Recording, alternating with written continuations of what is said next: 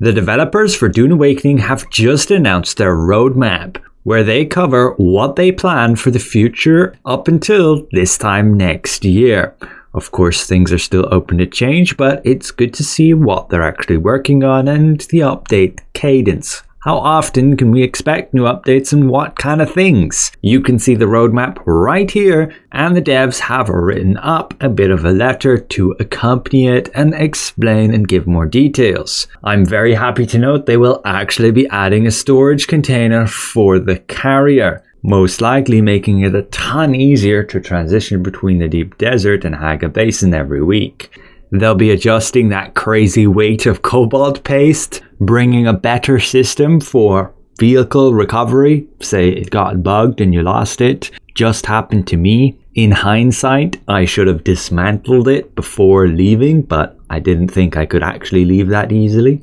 I'm in the process of contacting support, but they are working on a system to help with that a bit better. And these are just some of the more immediate changes. This roadmap again goes all the way to June 2026 with free updates and DLCs. The immediate thing I can see here is, yes, we'll be getting a new vehicle. Unfortunately, it will be tied to a DLC, so you'll most likely have to pay in order to obtain and probably even use it. Not quite sure how it will work with regards to the market. Maybe you won't be able to buy the parts if you haven't had the DLC, or even be able to enter the vehicle if you haven't purchased the DLC.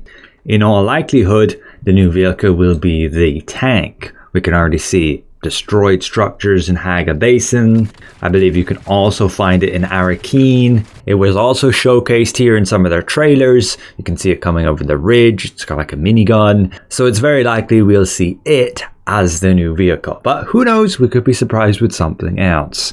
This DLC will also come with some new contract chains, new unique locations, building pieces and decorations, some weapon and armor skins, along with swashes and emotes. This again you will have to pay for. There's also an "and more" tag, expected to arrive this September. With it, we get Chapter 2, which is the free update. So the main storyline continues, character recustomization is added, dynamic encounters along with social hub contracts.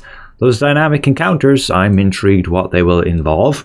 Probably new scenarios and engagements with NPCs across the map, just random events that might happen, and you could join in, taking away loot as the end goal. There'll be new deep desert layouts, new archetype for armors, meaning instead of it just being like light and heavy, there'll be something new, maybe medium, and then new hairstyles and tattoos, along with "and more." So this is what we can expect in the immediate future. However, in the developer update, they do go into a bit more detail, announcing, again, like we mentioned, the vehicle salvaging system, adjusting cobalt paste volumes, improving assault ornithopter inventory, and the cargo container to be carried by the carrier ornithopter. That I am most excited for.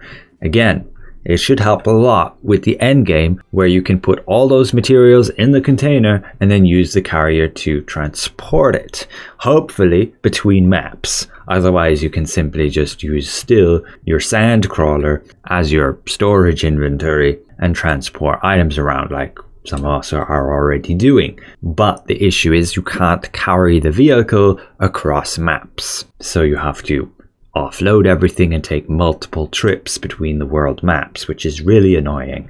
Gets super tedious after you've done it for multiple weeks. They will be improving player logging, so when you go to your event log here, it will have the description of what's happened recently. It already has some neat details, but they will be adding more. For example, the names of people who take things from your chests in your base, along with giving more clarity as to why certain items or objects or vehicles are gone. They'll be making instance deep desert loot, this to prevent constant camping and queuing of the deep desert testing stations, meaning you should get your own loot no matter what other players have done. Right now, if somebody takes the loot, that's it, they took it. Everybody can no longer get the loot until it respawns. So this is a pretty great change. And they want to add offline notifications via like email that will allow you to check your power and taxes without having to log into the game. If we look at then the early months of next year, we have Chapter 3. They want to revamp the endgame. Many of us are hoping they will do that sooner, but seems we're going to have to wait another half a year. That will come as free updates, and then as the DLC, it'll be Raiders of the Broken Lands. Right now, they've just announced new cosmetics, and I'm sure there'll be a lot more details, a lot more new things like we have with Lost Harvest. They just don't want to announce them right now as they're a work in progress. The 3 months then after that, up until June 2026, they'll have the Water Wars DLC. The water shipper families are at war, fighting for control over the polar caps of Arrakis. That most likely will mean we get a new map expansion. That could be super cool. But again, it's a DLC, so you'll probably have to pay for it. Chapter 4 on the free update is to be revealed. Later on in 2026, they want to have expansion, most likely releasing the game on consoles, more free updates and more DLCs. Just be aware, every month they are monitoring player feedback, bugs and cheats, reproducing them internally, implementing fixes, patching to the test server, tweaking as needed, and then patching to live. So we can still expect updates every month just to address issues the game is having, and maybe 1 or 2 quality of life improvements here or there, depending on the feasibility of them. But jumping back to the notes from the devs, we can see that they've gone and banned thousands of cheaters. They will be adding the ability to rename vehicles and storage containers along with other placeables. They'll be making the rockets for ornithopters more reliable and having a hotkey to swap seats in a vehicle, like when you're mining with the buggy. These will be on the public test client very soon. In their long-term planning, they want to update the endgame, and Landsrad is supposed to be the endgame activity driver. And it currently does not have the breadth or depth of content or progression to serve that function. As they work towards Chapter 3, which is early next year, they will tie the Landsrad more into the faction system, while systematically building out the Landsrad to have a greater variety of activities across the world. This means that you can increase your faction rank by completing Landsrad tasks. Maybe that also means we'll be able to increase our faction rank beyond 5, getting new things available to us, and they will make the Landsrad activities to be more contract based rather than item delivery. Because right now you can just stockpile the items, and when the Landsrad task comes around, you then offload them, completing the tasks and immediately getting rewarded. This should ensure that players are rewarded for solo play and will give them many choices in how to progress over time.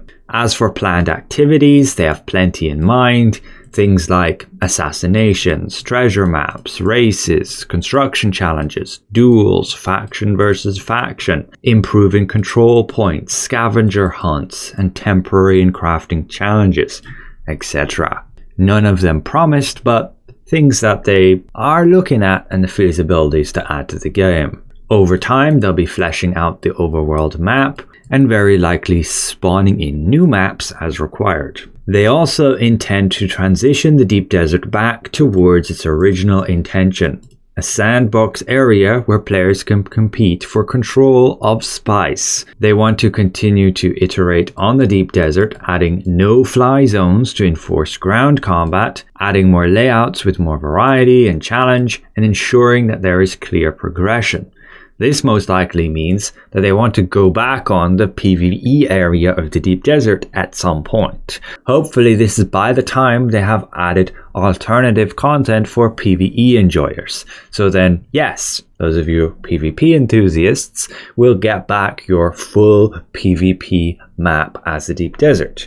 And those of you who simply don't want to engage in that have the option to do so by simply playing other content to get similarly rewarded. Right now, there's no real way to get the final tier of resources like plastanium and large quantities of spice melange other than going to the Deep Desert. So right now, a lot of players feel like they're forced into PvP, and some of you just don't enjoy that, especially when you just want to play this game for a bit of fun and games and relaxation. PvP is not always everybody's cup of tea. But that's about it for the dev update, announcing their roadmap with 3 chapters all the way up until June 2026. Of Of course, we don't have much details on chapter 3 and 4. We'll be getting a lot more as time progresses and we get closer to those dates, including chapter 2. There's still more things to be announced, as they will share more about their major content and features coming in chapter 2 and DLC soon. So overall, I hope this summarizes it well enough for you guys. I'm excited to see what that new vehicle will be. Just a little bit sad it's not going to be as part of the free update. So thank you for watching, a massive thank you to these channel members, and we'll see you guys around. Goodbye for now.